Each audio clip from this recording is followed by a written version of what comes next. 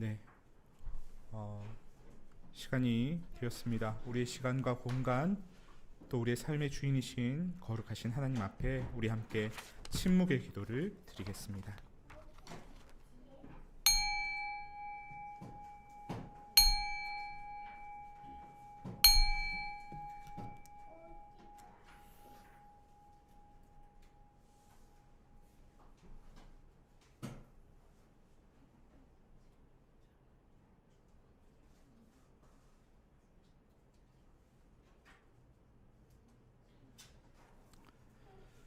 우리의 마음을 주님께 드려 함께 고백합시다.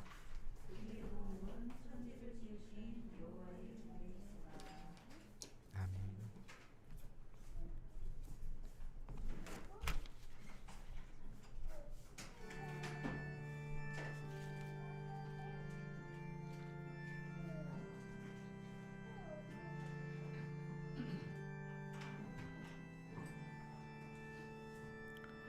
주님 앞에 떨며 서서 세상 생각 버리고 고요하게 머리 숙여 주의 은총 빌어라. 하늘 보좌 버리시고 우리 위에 오신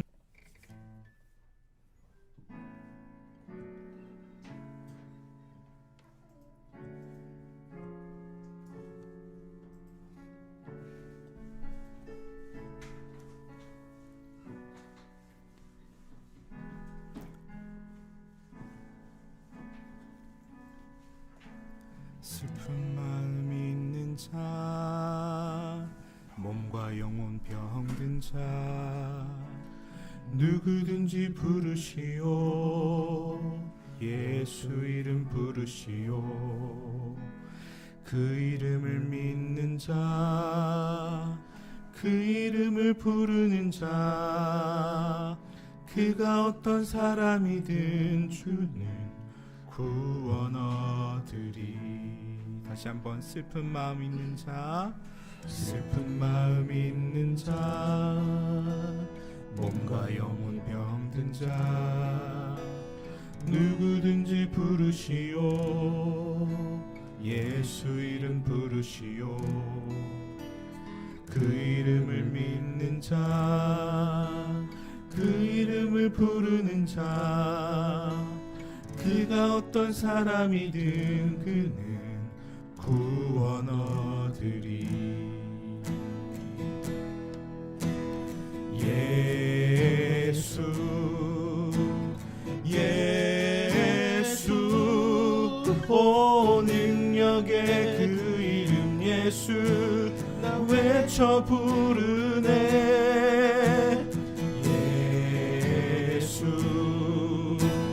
예수 오 구원의 그 이름 예수 나 외쳐 부르네. 예수 그리스도.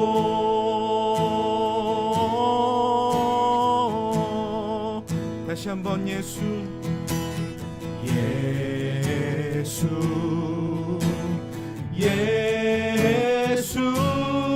오 능력의 그 이름 예수 나 외쳐 부르네.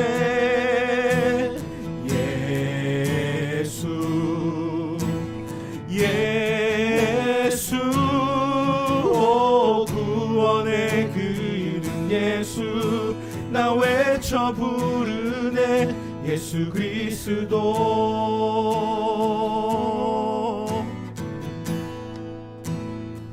은과 금 내게 없으나 나 가진 건 너에게 주니. 능력의 이름 예수라. 그 이름을 부르시오. 그 이름을 믿는 자, 그 이름을 외치는 자, 그가 어떤 사람이든 그는 구원 얻으리. 은과 금 내게 없으나 은과 금 내게 없으나 나 가진 건 너에게 주니 능력의 이름 예수라 그 이름을 부르시오 그 이름을 믿는 자 그 이름을 부르는 자 그가 어떤 사람이든 그는 주의 영광 보리라 예수 예수 오 능력의 그 이름 예수 나 외쳐 부르네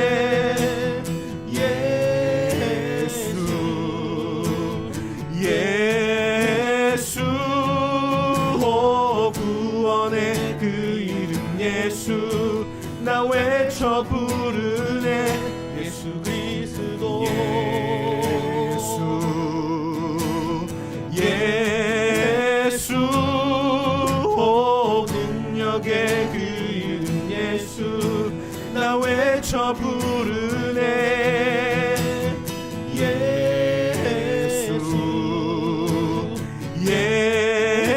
예수 오 구원의 그 이름 예수 나 외쳐 부르네 예수 그리스도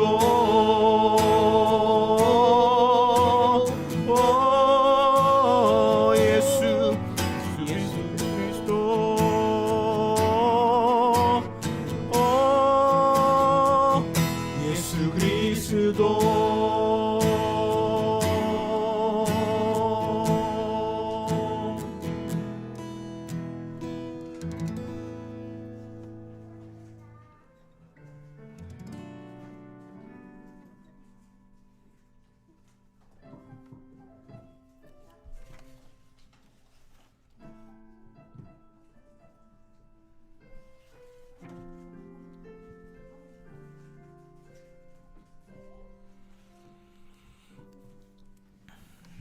고단한 인생길 힘겨운 오늘도 예수 내 마음 아시네 지나간 아픔도 마주할 세상도 예수 내 마음 아시네 하루를 살아도 기쁨으로 가리 예수 늘 함께 하시네 후회도 염려도 온전히 맡기리 예수 늘 함께 하시네 믿음의 눈 들어 주를 보리 이 또한 지나가리라 주어진 내 삶의 시간 속에 주의 뜻 알게 하소서 믿음의 눈 들어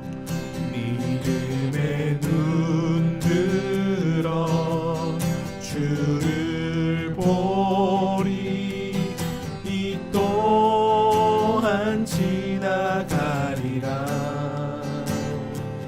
주어진 내 삶의 시간 속에 주의 뜻 알게 하소서 고단한 인생길 힘겨운 오늘도 예수 늘 함께 하시네 내 마음 하시네 지나간 아픔도 마주할 세상도 예수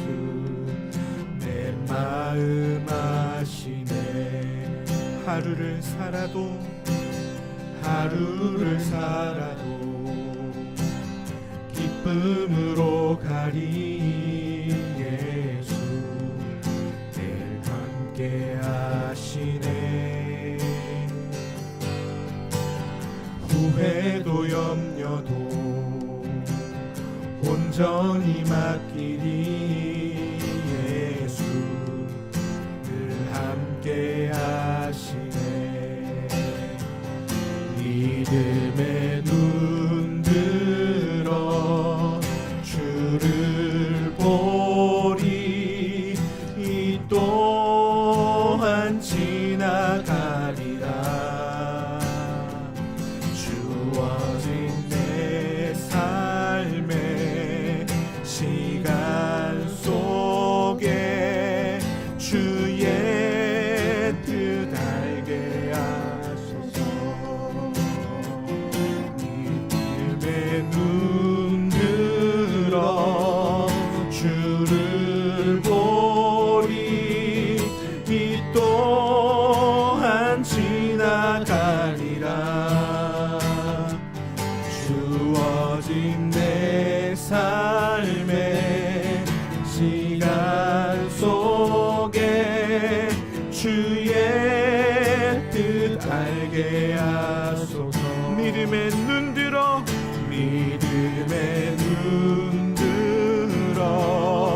주를 보리. 이 또한 지나가리라. 주어진 내 삶의 시간 속에 주의 뜻 알게 하소서. 믿음의 눈 들어 주를 보리. 이 또한 지나가리라. 주어진 내 삶의 시간 속에 주의 뜻 알게 하소서. 주의 뜻 알게 하소서.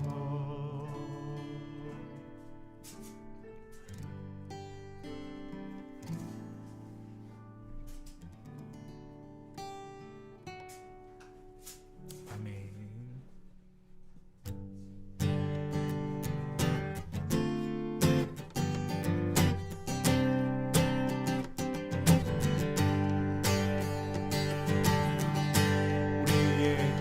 소망이 되시고 우리의 힘이 되시는 그 이름 우리 함께 찬양했으면 좋겠습니다. 슬픈 마음 있는 사람, 슬픈 마음 있는 사람, 예수 이름 믿으며 영원토록 변함없는 기쁜 마음 얻으리. 예수의 이름은 세상의 소망이요. 예수의 이름은 천국의 기쁨이. 거룩하신 주의 이름 너의 방패 삼아라. 환난 시험 당할 때에 주께 기도 드려라. 예수의 이름은 세상의 소망이요. 예수의 이름은 천국의 기쁨이. 존귀하신 주의 이름 우리 기쁨 되도다. 주의 품에 안길 때 찬송 부르리. 우리 갈 길 다간 후에 우리 갈 길 다간 후에 보좌 앞에 나가 왕의 왕께 경배하며 멸류관을 드리리. 예수의 이름은 세상의 소망이요. 예수의 이름은 천국의 기쁨이. 예수의 이름은 세상의 소망이요. 예수의 이름은 천국의 기쁨일세. 예수의 이름은 세상의 소망이요. 예수의 이름은 천국의 기쁨일세.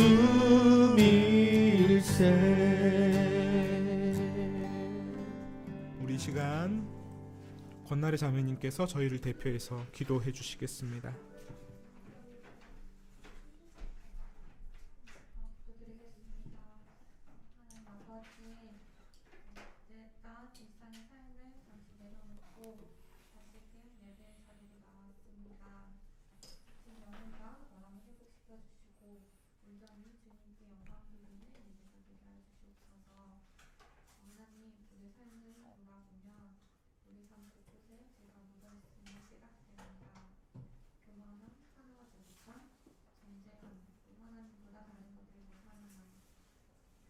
주님이 아닌 내가 중심이 되어 생각하고 행동할 때가 너무나도 많습니다. 우리를 긍휼히 여겨주시고 용서하여 주시옵소서. 우리들의 성에 우리에게 말씀하셔서 주님이 원하시는 모습으로 살아갈 수 있는 힘을 주시고 주님의 길로 이끌어 주시길 원합니다. 주님, 새해도 벌써 두 번째 주일을 맞이했습니다. 각자가 세운 여러 가지 계획들이 있겠지만 그 어떤 계획보다도 하나님과 깊이 교제하며 동행하는 성도가 되게 해주시고 또 하나님을 깊이 사랑하고 그 사랑이 넘쳐서 흐르는 따뜻한 교회 되게 해주세요. 하나님, 삼터에 속한 모든 가정들과 또한 삼터 예배를 드리는 모든 가정들이 건강하길 원합니다. 우리의 병들듯이 치료자이신 주님의 손길로 치유함을 받아 다시 건강한 일상으로 돌아올 수 있게 도와주세요. 말씀 전하시는 목사님께 성령의 능력을 더해주시고 말씀을 듣고 깨달아 듣는 데서 멈추는 것이 아니라 말씀이 실제가 되어 삶으로 살아내는 우리가 되게 하여 주시옵소서. 감사드리며 살아계신 예수 그리스도의 이름으로 기도드립니다. 아멘. 아멘. 아멘.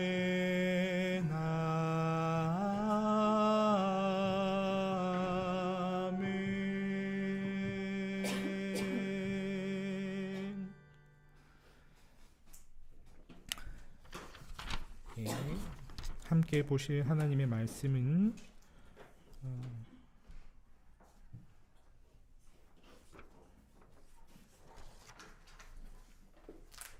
함께 보실 하나님의 말씀은 마태복음 11장 2절부터 6절까지 신약성경 17면에 있습니다.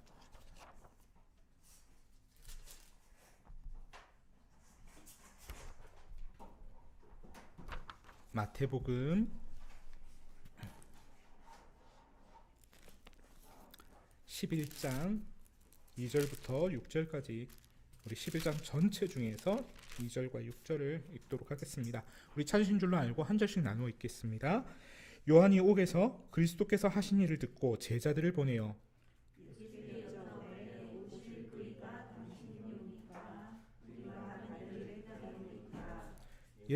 예수께서 대답하여 이르시되 너희가 가서 듣고 보는 것을 요한에게 알리되 맹인이 보며 못 걷는 사람이 걸으며 나병 환자가 깨끗함을 받으며 못 듣는 자가 들으며 죽은 자가 살아나며 가난한 자에게 복음이 전파하는다 하라. 함께 보겠습니다. 누구든지 나로 말미암아 실족하지 아니하는 자는 복이 있도다 하시니라. 아멘.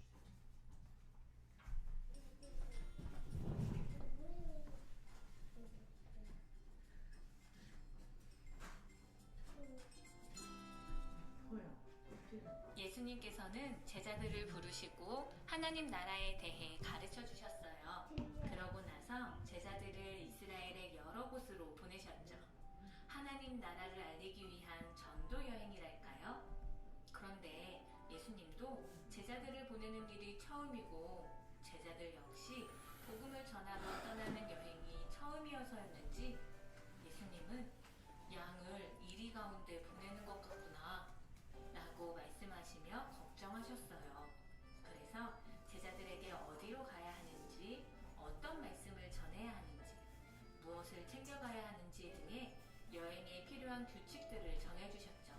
제자들은 예수님께서 가르쳐주신 대로 했고 이스라엘에는 곧 예수님께서 전해주신 하나님 나라와 예수님에 대한 이야기가 퍼져나가기 시작했어요. 예수님께 세례를 주었던 요한에게도 이 이야기가 전해졌어요. 그때 세례 요한은 헤롯 왕의 잘못을 이야기했다가 감옥에 갇혀 있었죠. 요한은 자신의 제자들을 보내며 말했어요. 예수님께 여쭤보아라. 메시아로 오실 분이 예수님인지 아니면 우리가 다른 사람을 기다려야 하는지 말이야. 요한의 제자들은 예수님을 만나고 돌아와 예수님의 말씀을 전해주었어요. 예수님께서는 저희가 본 대로 선생님께 전하라 하셨습니다. 예수님 때문에 못 보던 사람이 보게 되고 걷지 못하던 사람이 걸으며 나병 환자가 고침을 받고 듣지 못하던 사람이 듣게 되고 죽은 사람이 살아나고 가난한 사람들도 복음을 듣고 있습니다. 요한의 제자들이 예수님께로부터 보고 들었던 일들은 사실 예수님보다 몇백 년 전에 이미 이사야라는 예언자가 했던 말씀이에요. 이사야는 당시 이스라엘 사람들에게 이렇게 말했었죠. 언젠가는 가난한 사람에게 복음이 전해질 것입니다. 그 일을 행하는 사람이 바로 메시아입니다.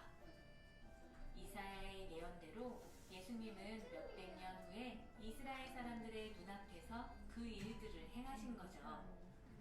그런데 이사야의 예언을 알고 있던 사람들은 그 예언대로 일하신 예수님을 보았으면서도 예수님을 메시아로 믿을 수 없었어요. 메시아는 이래야 한다, 저래야 한다. 각자 자신이 원하는 대로 원하는 모습으로 나타나야 한다고 생각했기 때문이에요. 그래서 요한도 예수님에 대한 소문을 듣고 궁금했던 거예요. 당신이 메시아라면 내가 메시아다라고 말해주세요 하고 말이에요. 하지만 예수님은 오히려 이렇게 말씀하세요. 몇백 년 전부터 상상해오던 일이 여러분의 눈앞에서 벌어지고 있습니다. 그러니 더 이상 무엇이 필요합니까? 우리는 무엇으로 예수님을 믿고 있을까요? 감사하게도 성경에는 예수님께서 하신 일들과 말씀을 보고 들으면서 예수님을 믿었던 사람들이 많이 있어요. 우리도 예수님께서 우리에게 베푸신 많은 일들을 보고 또 예수님의 말씀을 들으면서 예수님을 더욱 잘 믿게 되면 좋겠네요.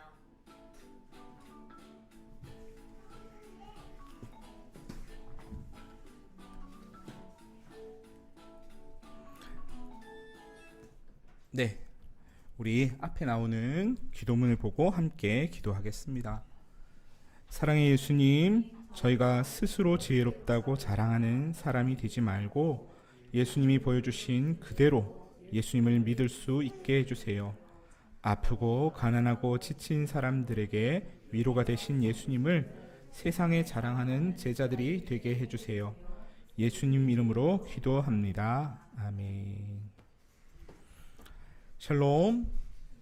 네, 좋으신 하나님 아버지의 위로와 쉼이 모든 이 복된 주일 맞는 우리 성도님들과 함께 하시길 바랍니다.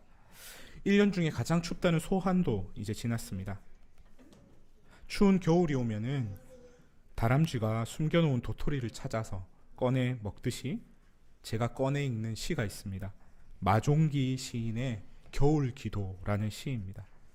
제가 짧은 시인데요. 앞에 한 부분만 읽어드리겠습니다. 하느님, 추워하며 살게 해주세요. 이불이 얇은 자의 시린 마음을 잊지 않게 하시고 돌아갈 수 있는 몇 평의 방을 고마워하게 해주세요. 그렇지 않아도 한겨울 시린 추위 속에서 추워하면서 한겨울 시린 겨울을 살면서 그 겨울 속에서 추워하며 살게 해달라는 이 시인의 기도는 이불이 얇은 자의 시린 마음을 향하고 있습니다. 그리고 초라하지만 돌아갈 몇 평의 방을 소중히 여기는 감사로 이어집니다. 내 한 몸 데우기 위해 주위를 돌아보지 않는 이기심, 더 크고 넓은 집을 향해 질주하는 욕망을 내려놓고 추워하면서 살게 해달라는 이 시인의 영성을 우리가 배울 수 있으면 참 좋겠습니다. 이제 그 성탄절하고 또 신년 예배 때문에 제가 계속 마태복음을 이어오고 있었는데 기억하실지 모르겠지만 마태복음 10장에서 마태는 예수님의 이야기를 통해서 혹독한 신앙의 박해를 받고 있는 자기 그 마태 공동체를 격려하고 있다는 이야기를 드린 적이 있습니다. 사람들이 총독과 임금들 앞에 믿는 사람들을 넘겨주고 모든 사람들이 그를 미워하고 가족마저 그들을 편들지 않는, 그리고 불화하는 그 고통 속에서 신앙을 외면하지 말라는 겁니다.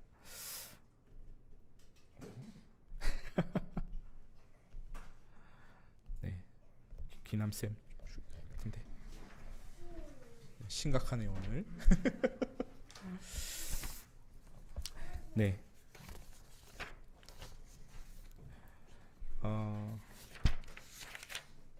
세례와 잠깐만요.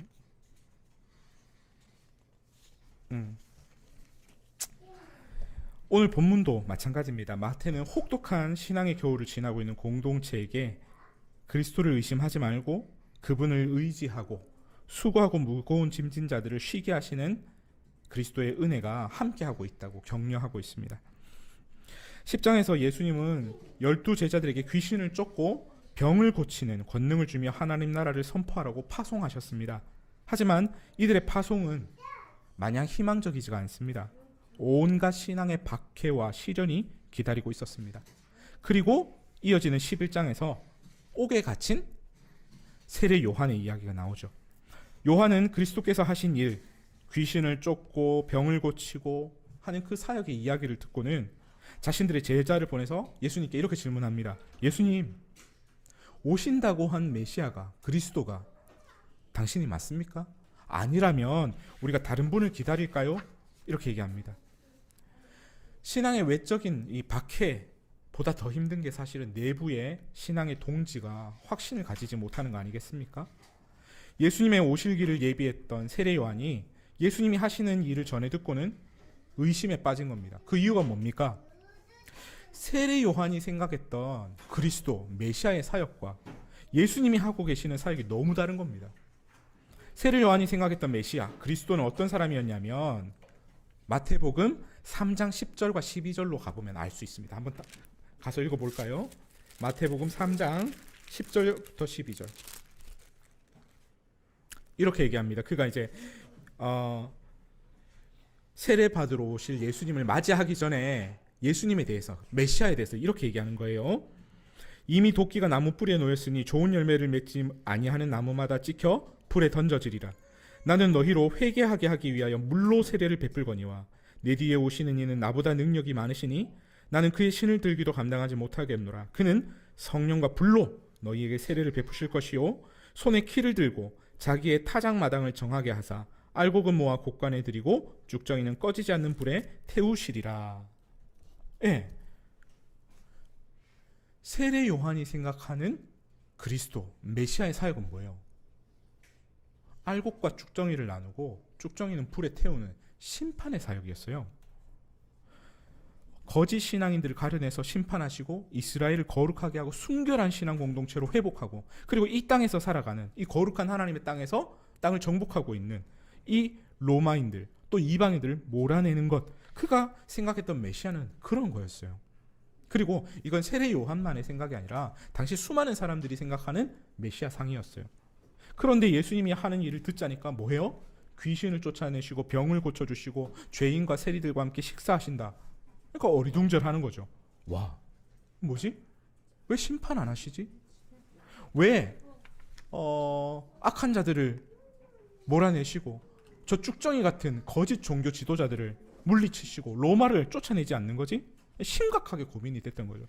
다행히 세례 요한은 의심할 줄 아는 진지한 신앙인, 그리고 그것을 정직하게 질문할 줄 아는 그런 정직한 신앙인이었어요. 요한의 의심은 편견에 얼룩진 딴지 걸기가 아니라 온전한 믿음을 위한 방법론적 회의, 그러니까 제대로 믿기 위해서 의심하고 질문하는 거였습니다. 저는 우리 공동체가 세례 요한의 진지한 의심과 정직한 질문을 배우면 좋겠어요. 물어봐야죠.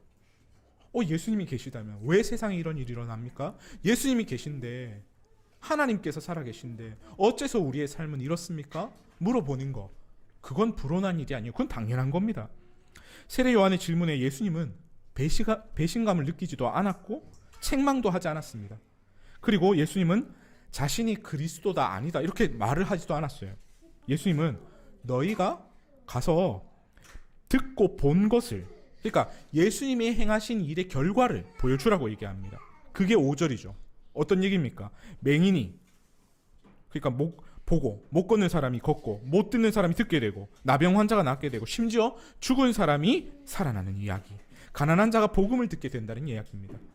예수님은 말로 자신을 증명하지 않았어요. 그분은 사역과 결과로 자신이 누군지 증명했습니다. 5절에 언급된 내용은 이사야에 등장하는 구원의 날에 이루어질 일들이에요. 이사야서 26장, 61장 1절 여러 곳에 흩어져 있거든요. 43장 이런 데 흩어져 있는 이야기들. 맹인이 보게 될 거다. 걷지 못하는 사람이 걷게 될 거다. 죽은 사람이 살아나게 될 거다. 병든 자가 낫게 될 거다. 이런 이야기들이 쭉 이사야에서 이어지는데 이게 다 구원의 날에 이루어질 일들이에요. 그러니까 예수님은 성경에 뭐라 적혀 있더냐, 이런 일들 일어난다고 했지 지금 내가 와서 하는 일들이 성경의 말들을 이루고 있지 않느냐, 이렇게 얘기하는 거죠. 구원의 날에 이루어질 일, 그게 뭡니까? 로마와의 전쟁에서 승리하고 위선적인 종교 기득권을 몰아내는 것만이 아니라 몸이 불편한 사람, 부정하다고 정죄된 사람, 가난한 사람들에게 자유와 해방이 주어지는 게, 그게 바로 메시아가 이룰 일이라, 이렇게 말하는 겁니다. 이게 진짜 참 중요한 게, 마태복음 10장과 11장에 거쳐서 예수님의 이야기를 통해 자신들의 공동체에게 교훈을 마태가 주고 있는데, 이 마태 공동체는 어떤 공동체예요? 지금 우리가 얘기했죠. 저번에 10장을 얘기할 때 예수님 시절의 이야기가 아니다. 이게 임금들하고 막 그때 예수를 믿는다고 임금들한테 잡혀가고 총독들한테 잡혀가고 이럴 때가 아니에요. 이건 뭔 얘기라 그랬어요? 이건 마태 시절의 얘기가 아니라 마태가 예수님의 이름을 빌어서 자기 공동체에 지금 일어나고 있는 일들을 이렇게 겹쳐서 말하고 있는 거다. 예수님의 이름을, 말씀을 빌려서 이렇게 얘기했잖아요. 그러니까 지금 마태 공동체가 이 얘기를 듣고 있을 때 마태 공동체는 어땠냐면 엄청난 신앙의 박해를 받고 있었어요. 그 신앙의 박해를 쭉 받으면서 고통을 당하고 있었죠. 그리고 그런 그들이 바랬던 게 뭐겠어요? 심판이에요. 우리가 로마에게 박해를 받고 있으니까 로마 물리쳐줬으면 좋겠고, 그리고 같은 유대인인데 유대인들이 자기들은 유대교를 섬기고 기독교는 핍박을 받았어요. 다시요. 유대교는 일종의 로마와의 이 유대 지역에 있는 헤롯부터 시작했고 제사장들하고 일종의 이제 로마와의 뭐라고 할까요? 말하지 않는 어떤 계약처럼 체결돼 있어서 건들지 않았어요. 유대교는 건들지 않았어. 유대교 믿는 건 냅뒀어요. 근데 기독교는 유대교입니까? 아닙니까? 유대교인들은 유대교 아닌 거예요. 그죠? 그러니까 기독교를 핍박했어요, 로마가. 그때 유대교인들은 와서 뭐합니까? 막 기독교인들을 엄청 핍박하고, 그리고 기독교를 전향한 유대교인들도 기독교인들에게 나무라는 거죠. 왜? 율법을 따르지 않고 전통적인 성경의 해석을 따르지 않고 자기들이 이렇게 성경을 새롭게 해석하고 그리고 유대교 전통을 따르지 않고 살아가는 모습을 보면서 막 정죄를 했던 겁니다. 그러니까 얼마나 힘들겠어요, 그죠? 그러니까 이 사람들이 바랬던 게 뭐예요? 그 위선적인 기독교인들을 심판해 주길 바라는 마음이 있었겠죠. 그러니까 지금 마태복음 10장에는 마태 공동체, 그러니까 예수님 시절 말고 마태 공동체가 당하고 있는 어려움과 그들의 기대가 여기 투영되어 있는 거예요. 그리고 그들의 입장에서는 세례 요한의 이야기가 그 박해 이야기 다음에 짜잔 나타났던 게 되게 이해가 가죠, 그죠?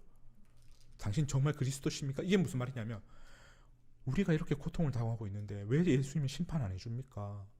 당신이 말하는 마태가 말하는 예수 그리스도는 병든 자를 고치고 그리고 눈먼 자를 보게 하고 가난한 자에게 해방을 주는 그 예수 그리스도, 당신이 말하는 예수 그리스도가 정말 예수 그리스도 맞습니까? 이렇게 물어보는 거예요. 지금 이 마태복음 11장 안에 숨어 있는 마태가 마태 공동체에게 하는 이야기는 바로 그 이야기라는 거예요. 자신들을 박해하는 유대 종교인들과 로마를 물리쳐 주실 그리스도를 간절히 바랬던 거죠.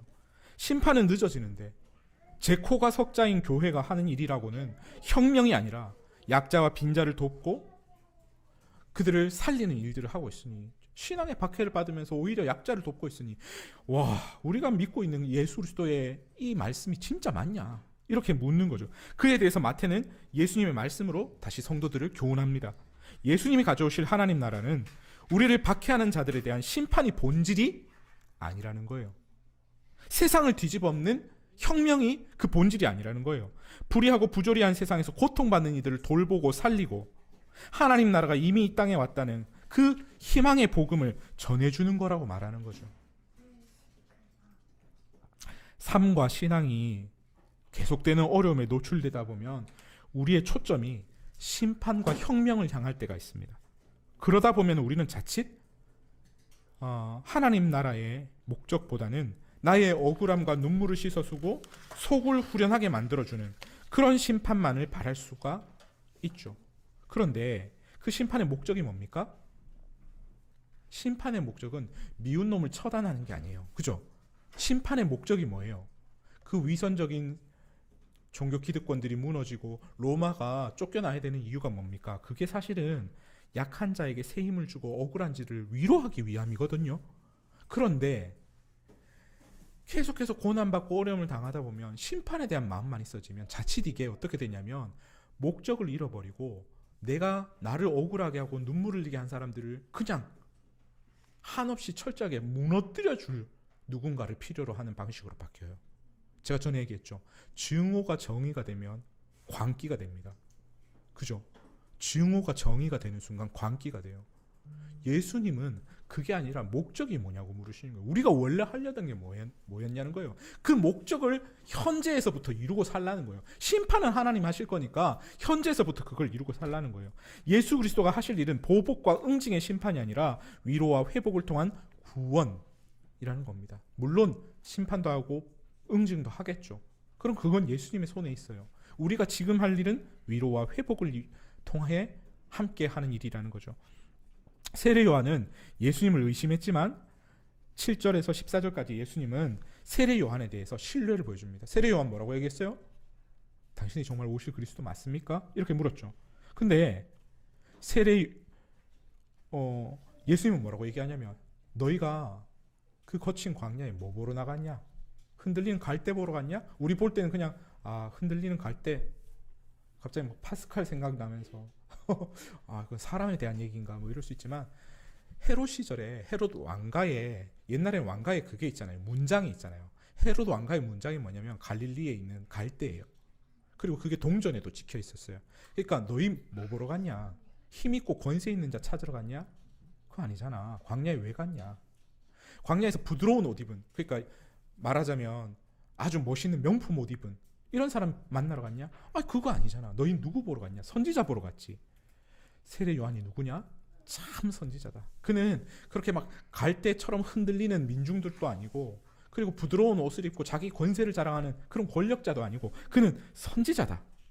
그는 나의 길을 예비하는 사자고, 그리고 여자가 낳은 자 중에 가장 큰 사람이며 메시아의 길을 예비한다고 예언됐던 이 엘리야가 바로 그다. 이렇게 그를 높여줍니다. 예수님 진짜 그리스도 맞으세요? 이렇게 물었는데 예수님은 세례 요한은 정말 훌륭한 선지자다 이렇게 말하는 거죠.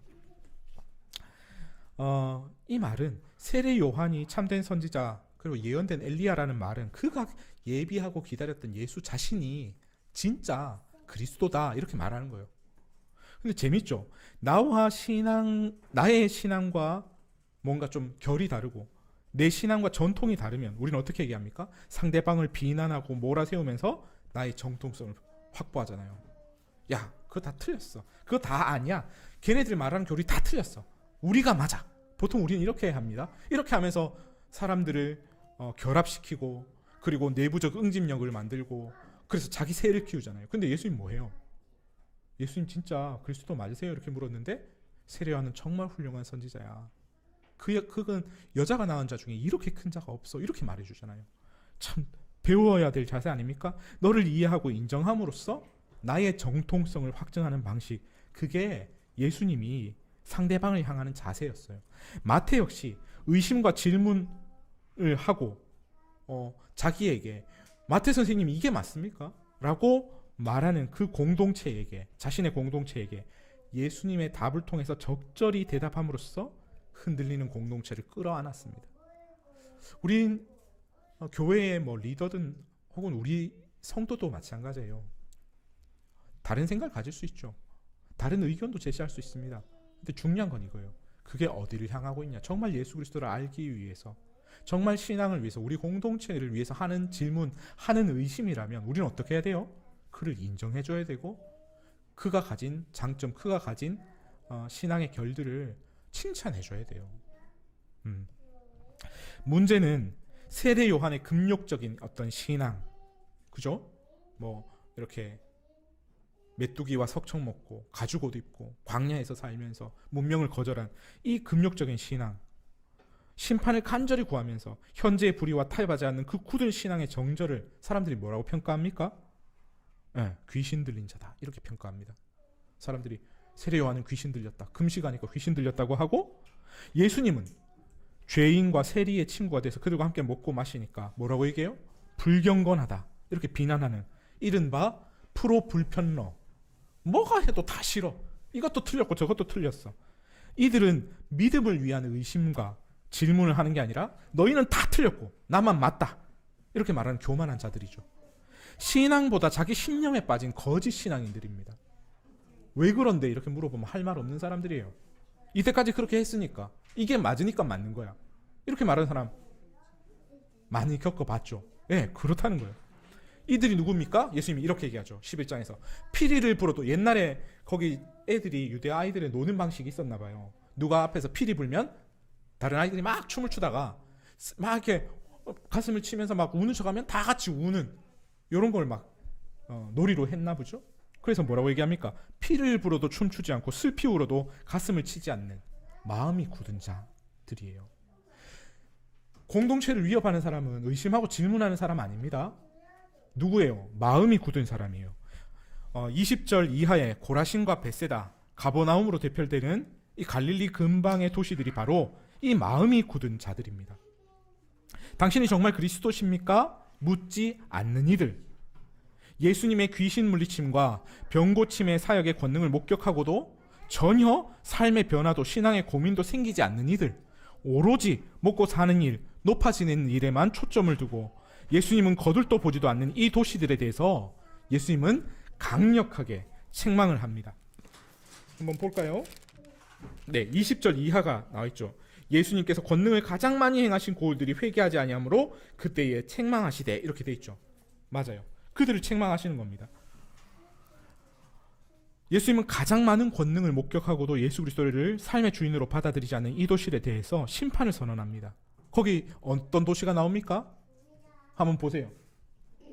21절, 22절, 23절. 어떤 도시? 벳세다, 고라신 이런 데 나오죠. 벳세다가 어디냐면 베드로와 안드레와 빌립의 고향이에요. 오병이어 사건이 일어났던 장소로 추정되는 곳입니다. 하지만 고라신과 벳세다가 가깝거든요. 고라신과 벳세다는 이사야의 심판을 경고할 때 책망들었던 그 두로와 시돈보다 더 악한 도시다 이렇게 평가받습니다. 그리고 가버나움, 우리 가버나움은 어디입니까? 9장 1절에 제가 설교할 때 예수님이 가버나움을 4장에서는 예수님이 갈릴리로 와서 가버나움을 자기의 행동의 사역의 근거지로 삼았어요. 그리고 9장 1절에 가면 예수님이 이 동네를 뭐라고 얘기하냐면 본동네 이렇게 얘기합니다. 자기의 고향처럼 여기는 곳이에요.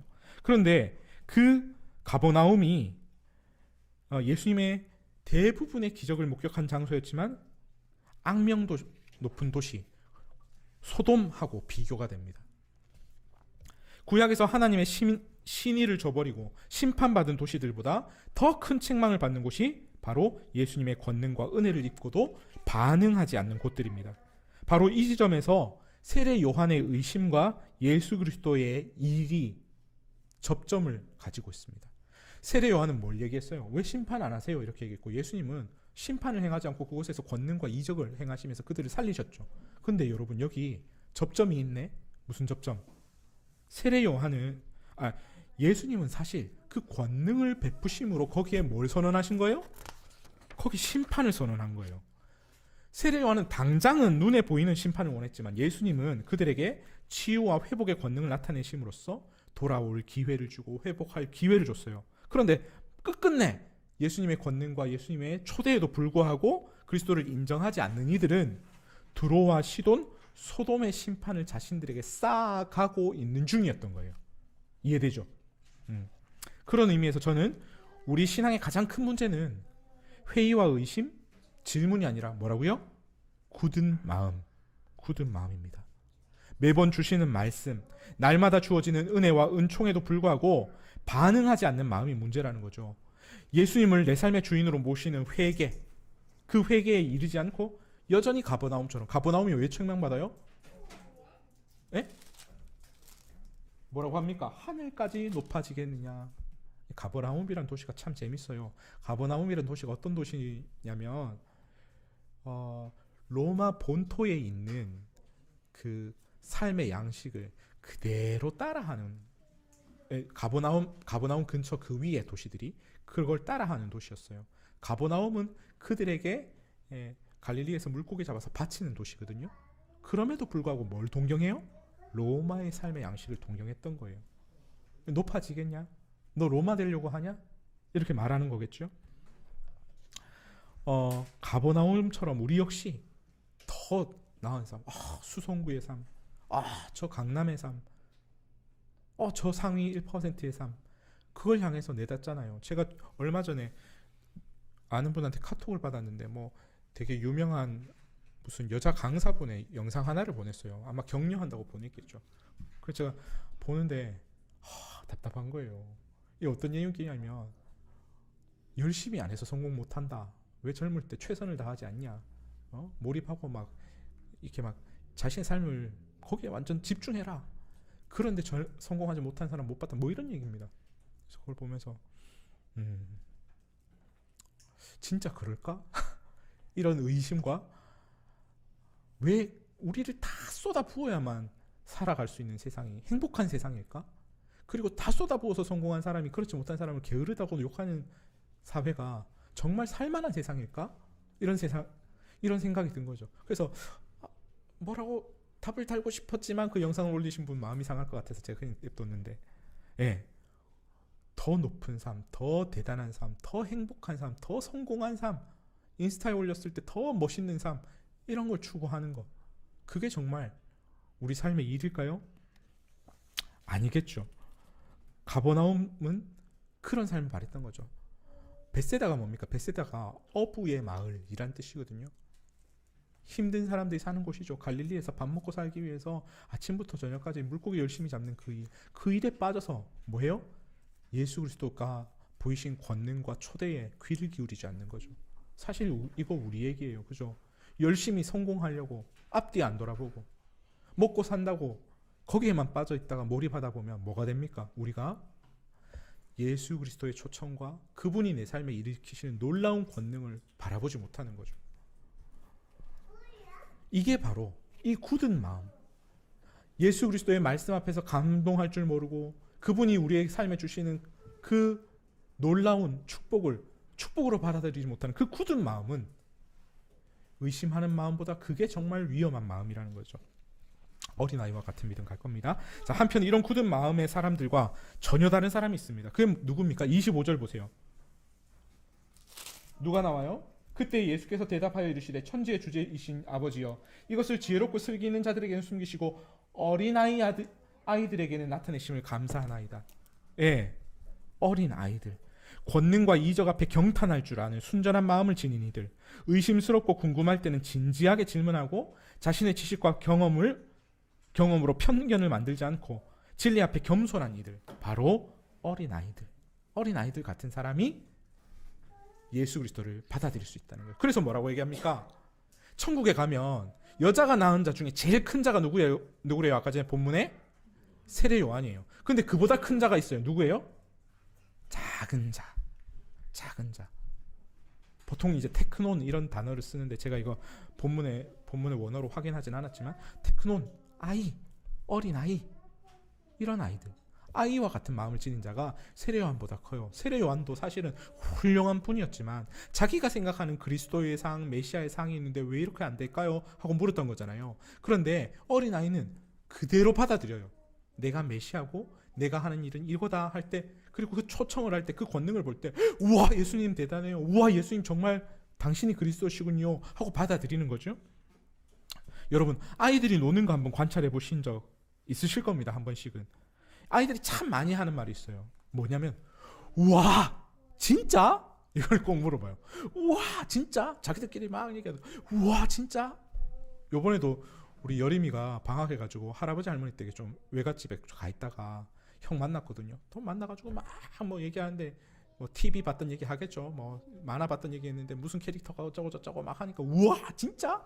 우와 정말? 이렇게 얘기해요. 정말 많이 해요. 어른 입장에서 보면 진짜 아무것도 아니야. 우아할 일이 아니야. 근데 애들은 우아하고 남발합니다. 그리고 관용어처럼 뒤에 진짜 정말 이렇게 따라옵니다. 이거 알죠? 이건 의심해서 말하는 게 아니에요. 믿을 수 없을 만큼 놀랍다 이 사실을 말한 거예요. 야 정말? 놀라운 것에 놀랄 줄 알고 감탄할 것에 감탄할 줄 아는 게 아이들이죠. 어른이 된다는 것은 경탄이 사라지는 것일지도 모릅니다.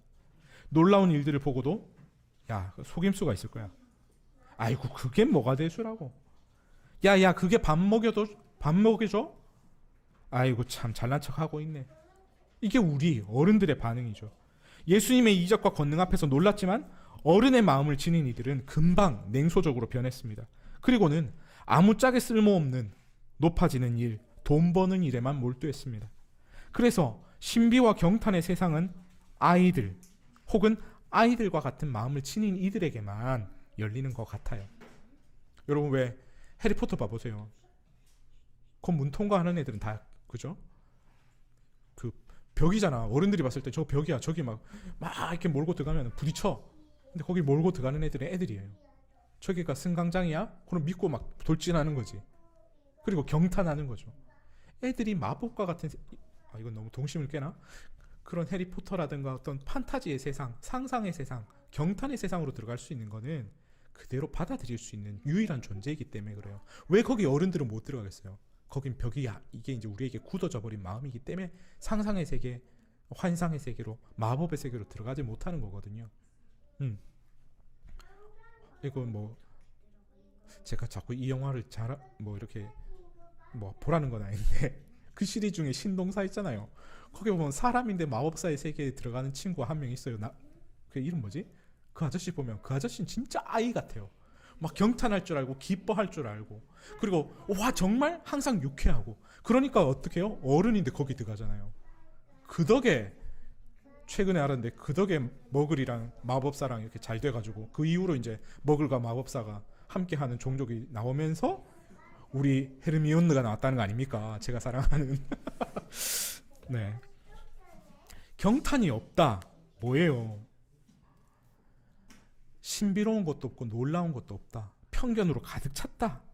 이 말입니다. 내 경험과 지식에 비춰서 모든 것을 판단한다는 거죠. 내가 다 겪은 일이고 내가 다 아는 일이고 세상엔 놀랄 거 없어. 그런 일들로 세상 바뀌지 않아. 나는 그 정도의 감탄할 시간도 여유도 없단다. 내가 하는 일이 훨씬 더 중요해. 높아지고 밥 먹고 사는 게 훨씬 더 중요해. 내가 밥 안 사주면 너 경탄할 수 있어? 이게 어른의 폭력이죠.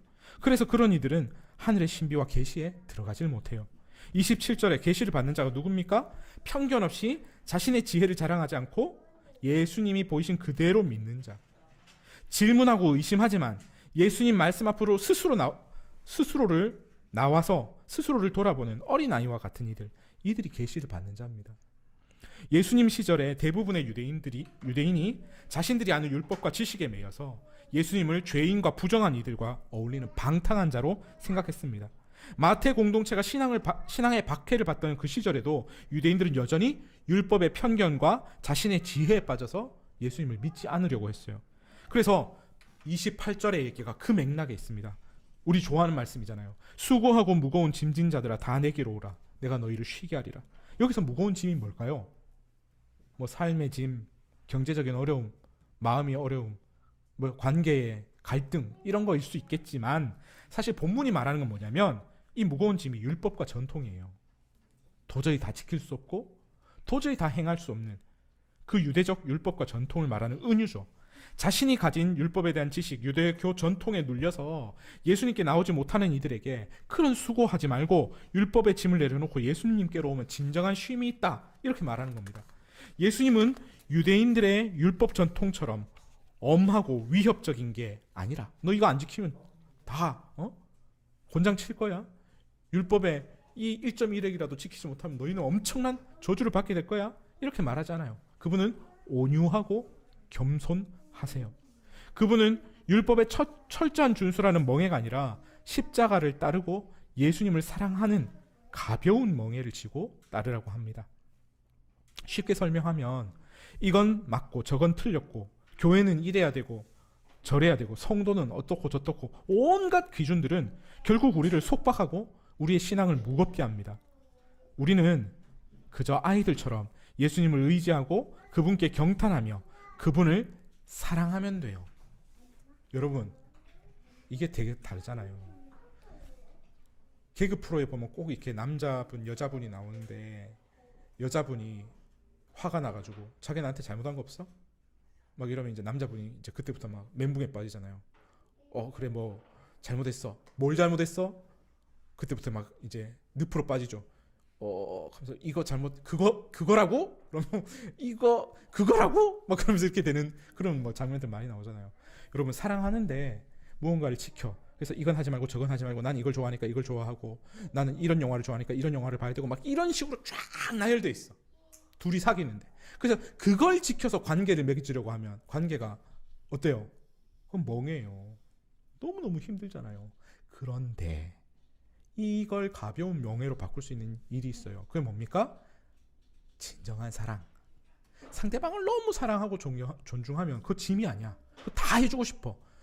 360개의 막 여러 가지 디테일들 막 온갖 요구들도 그 사람이 요구하지 않아도 내가 다 맞춰주고 싶어. 그죠? 율법 그리고 하나님의 법, 구약에 나와 있던 그게 다 쓸모없다는 거 아닙니다. 예수님 그 율법의 완성으로 오셨어요. 그런데 그 율법만 가지고 그 전통만 가지고 그걸 지키려고 하면 구원 못 받아요. 그건 멍해요. 그건 너무너무 무거워요. 그런데 예수님이 원하는 건 그게 아니에요. 십자가를 통해서 우리를 구원하여 주신 그 사랑에 응답하라. 너희가 도저히 하나님 앞에 나갈 수 없는데 예수 그리스도께서 우리의 모든 허물을 가져가시고 우리를 사랑하신 그 은혜를 기억하고 그 은혜에 감격하고 그 은혜에 반응하라 이렇게 얘기하는 거예요. 사랑하라 이렇게 얘기하는 거죠. 그게 바로 가벼운 짐인 거예요. 나의 멍에는 가볍다고 얘기하잖아요. 그게 바로 예수님이 말하는 거예요.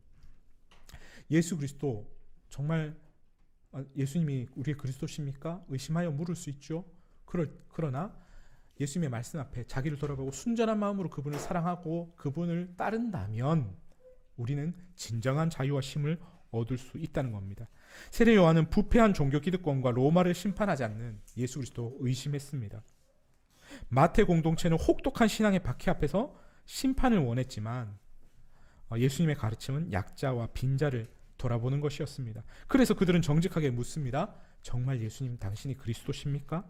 저는 이런 질문은 모든 그리스도인들이 한 번씩 겪게 되는 질문이고 심지어는 또다시 질문하게 되는 거라 생각해요. 4.16을 겪고 12.9를 겪을 때마다 삶의 어려움이 봉착할 때마다 말할 수 없는 삶의 고통으로 흔들릴 때마다 우린 묻게 되죠. 예수님 정말 나의 그리스도 맞습니까? 예수님은 그 질문에 화내지 않아요. 칭찬하고 격려합니다. 그리고 우리를 신뢰하십니다. 문제는 현실에 순응하면서 하나님의 말씀과 은총에 반응하지 않는 굳은 마음입니다. 정말 당신이 예수님입니까? 이 질문 한 번도 못 해보는 사람들. 예수님이 그리스도겠지 뭐. 요번 주에 뭐 어떤 일이 있는데 저떤 일이 있는데 이걸 해야 되는데 신앙에 1도 관심도 없는데 교회는 나오는 그런 상황.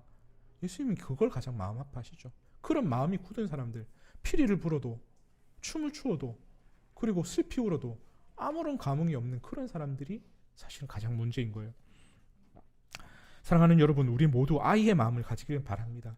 예수님의 말씀에 새삼스러울 수 있는 열린 마음, 그분의 은총에 감격하고 경탄하는 순수한 마음의 신앙인이 되길 바랍니다.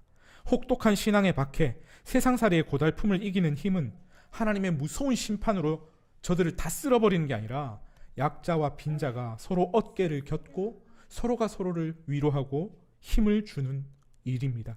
예수님이 날마다 베푸신 은혜에 감격하면서 소소한 그 은혜들의 마음을 열고 기뻐할 줄 아는 것입니다. 그러면서 주님의 때를 기다리는 믿음입니다. 저와 여러분이 이 어린아이의 믿음을 가진 이들 되기를 축복합니다. 기도하겠습니다. 사랑이 많으시고 자비로우신 우리 하나님, 은혜 감사합니다. 삶이 팍팍하고 힘들 때 우리에게 꾸역꾸역 올라온 질문이 있습니다. 예수님 정말 살아계십니까? 하나님 정말 이 땅을 다스리고 있는 거 맞습니까? 이렇게 꾸역꾸역 질문할 때도 하나님 우리를 책망하지 않고 오히려 우리를 신뢰하고 사랑하신다는 사실을 믿습니다. 하나님, 우리가 마음이 굳지 않게 해주십시오. 은혜를 은혜로 모르고 말씀의 축복을 축복으로 모르고 하나님이 우리에게 베풀어 주신 일상의 소중함을 거들떠보지도 않는 그런 굳은 마음이 아니라 어린아이와 같이 경탄하고 기뻐하고 그리스도 예수의 말씀을 그대로 받아들일 수 있는 열린 마음이 될 수 있도록 우리를 축복하여 주십시오. 하나님, 그래서 그 경탄과 감사와 기쁨으로 이 고단한 세상을 이겨나갈 수 있도록 새 힘 더하여 주십시오. 고맙습니다. 예수님 이름으로 기도드립니다. 아멘. 주신 말씀에 사도신경으로 신앙 고백 드리겠습니다. 전능하사 천지를 만드신 하나님 아버지를 내가 믿사오며 그 외아들 우리 주 예수 그리스도를 믿사오니 이는 성령으로 잉태하사 동정녀 마리아에게 나시고 본디오 빌라도에게 고난을 받으사 십자가에 못 박혀 죽으시고 장사한 지 사흘 만에 죽은 자 가운데서 다시 살아나시며 하늘에 오르사 전능하신 하나님 편한 자 계시다가 저리로서 산 자와 죽은 자를 심판하러 오시리라. 성령을 믿사오며 거룩한 공회와 성도가 서로 교통하는 것과 죄를 사하여 주시는 것과 몸이 다시 사는 것과 영원히 사는 것을 믿사옵나이다. 아멘.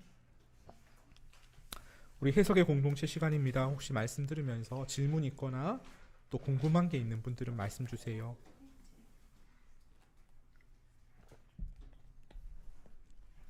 없으시면 우리 2주의 세상을 향한 중보기도 함께 드리겠습니다.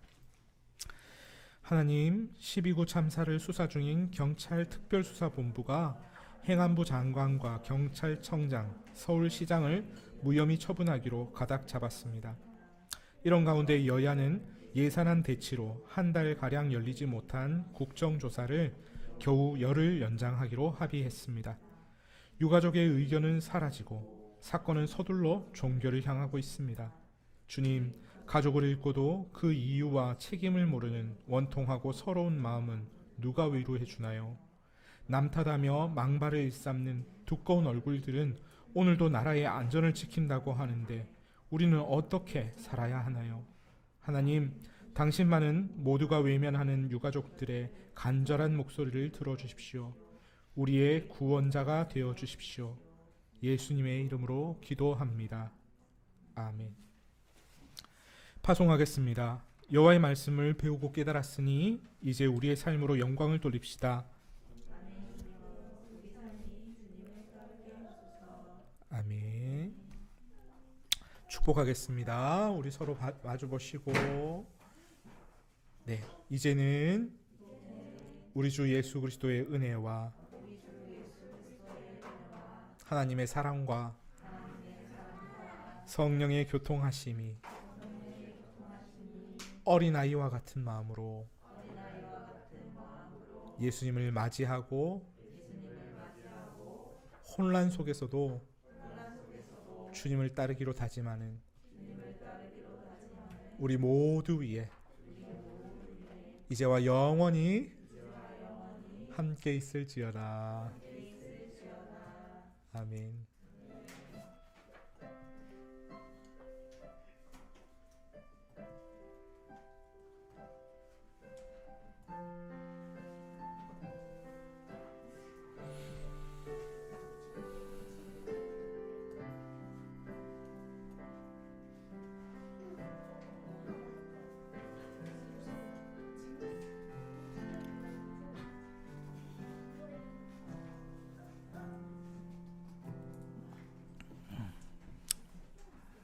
네, 공동체 소식 전하겠습니다. 오늘 또 함께 예배 자리에서 함께 예배 드려주신 우리 사랑하는 삼터교회 성도님들 또 온라인 성도님들 감사하고 또 축복합니다. 네, 다음 주 예배 기도는 없을 것 같아요. 전 다음 주에 우리 그 장재선 뭐라고 해야 되죠?